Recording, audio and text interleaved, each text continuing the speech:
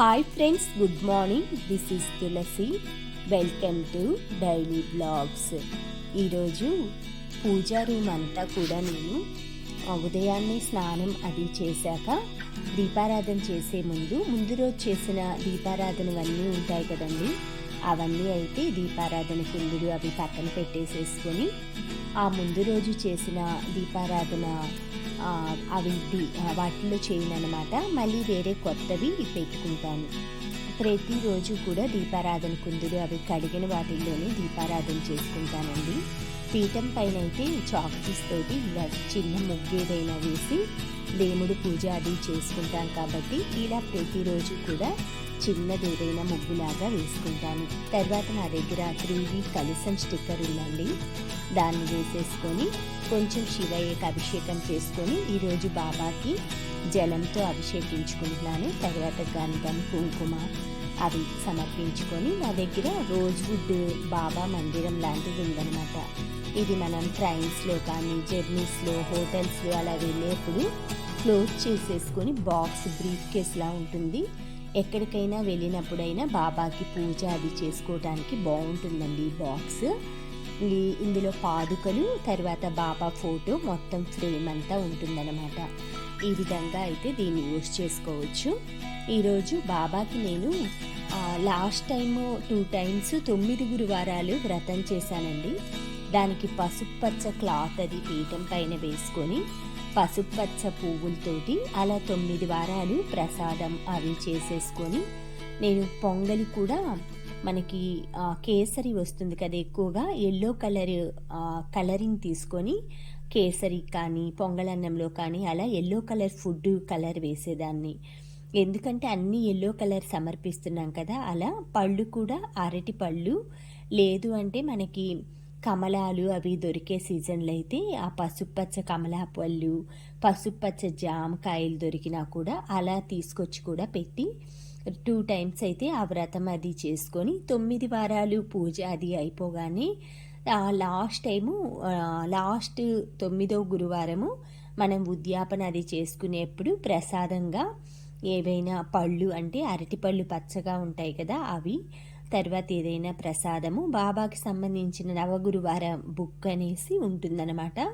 లేదు మనం ముందుగానే చెప్తే షాప్ వాళ్ళు తెప్పించి పెడతారు. అలా మనం 9 మందికి లేదు 11 మందికి 21 మందికి మీ ఇష్టం అండి. మినిమం 9 మందికి అయితే పంచుకోవాలన్నమాట. మ్యాక్సిమం ఎంతమందికైనా మీరు ఇచ్చుకోవచ్చు. ఈ విధంగా ఈ బాబా వ్రతం అయితే చేశాను. ఆ తర్వాత నేను ప్రతి గురువారం కూడా బాబాకి పసుపచ్చ పువ్వు ఒక్కటైనా దొరికితే పెట్టుకుంటానండి. అలా తీసుకొచ్చుకొని, లేదు అంటే నేను మార్కెట్కి అలా వెళ్ళినప్పుడు చేమంతులు తెచ్చుకుంటాను కదా, చేమంతి పూలతో చేసుకుంటాను. ఇవన్నీ మన గార్డెన్లో పూలేనండి. ఆ పసుపు రంగు పువ్వులన్నీ కూడా పూజ అది చేసుకొని 11 రూపాయలు దక్షిణ పెట్టుకుంటాను స్వామి దగ్గర.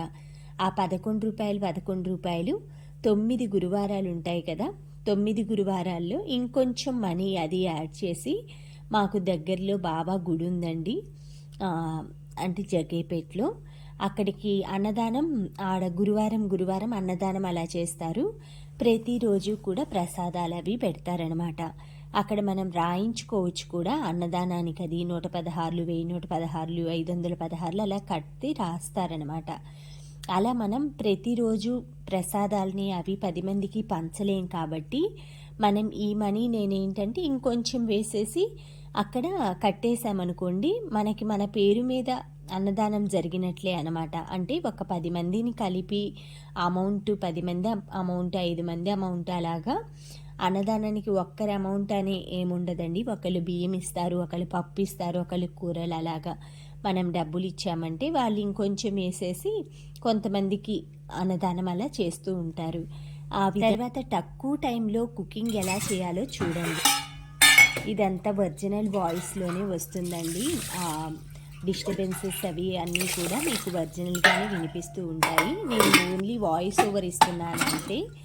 ఫస్ట్ అయితే రైస్ అది కడిగి పెట్టేసేసుకుంటాను. ప్రతిరోజు కూడా రైస్ కూరగాయలు అవన్నీ నానబెట్టుకొని రైస్ కూరలన్నీ కట్ చేసుకొని నేను స్నానం దీపారాధన అయ్యాక కుకింగ్ చేస్తానన్నమాట.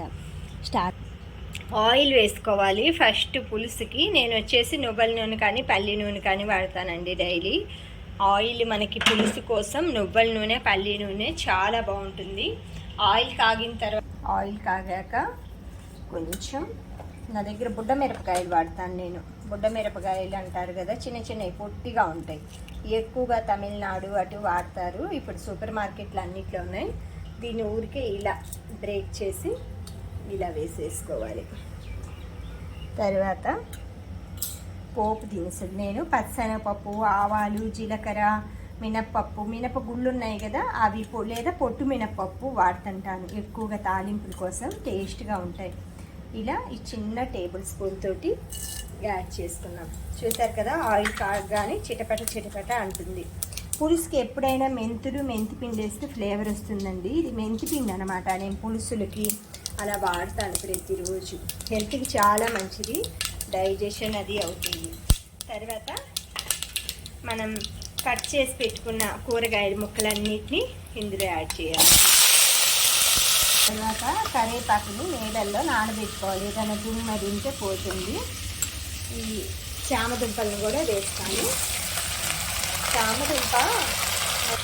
చామదుంప చాలా మంచిదండి మనకి.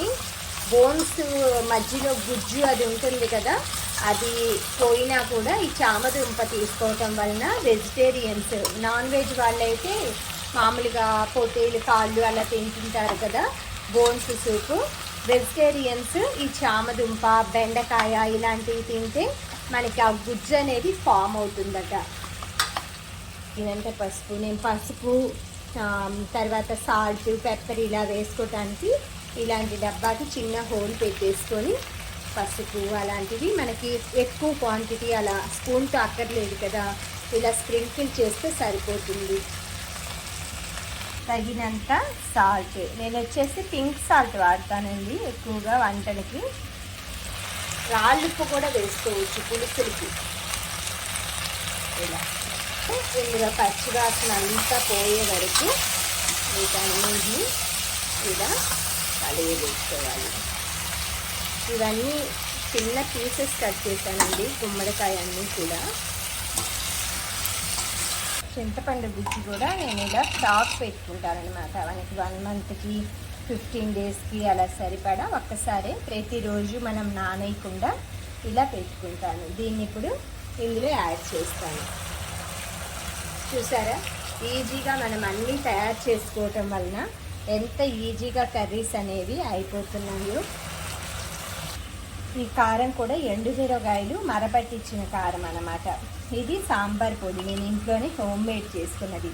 సాంబార్ పొడి పులుసులకి చాలా మంచి ఫ్లేవర్ ఇస్తుందండి, తిక్కుగా కూడా చేస్తుంది.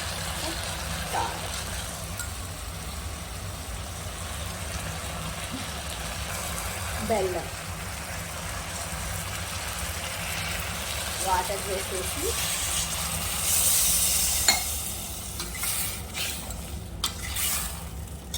ఎంత బాగుంటుందో తెలుసా ఈ పులుసు. అన్ని రకాల ముక్కలు చూడండి ఎంత కలర్ఫుల్గా ఉందో చూస్తుంటేనే.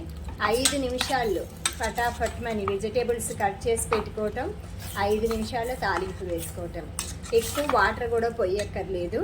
ఇలా ముక్కలు మునిగే వరకు పోసుకొని ఒక 15 మినిట్స్ 20 మినిట్స్ ఉడికించుకుంటే మనకి తిక్క పులుసు అయితే రెడీ అవుతుంది. లాస్ట్గా కరివేపాకు.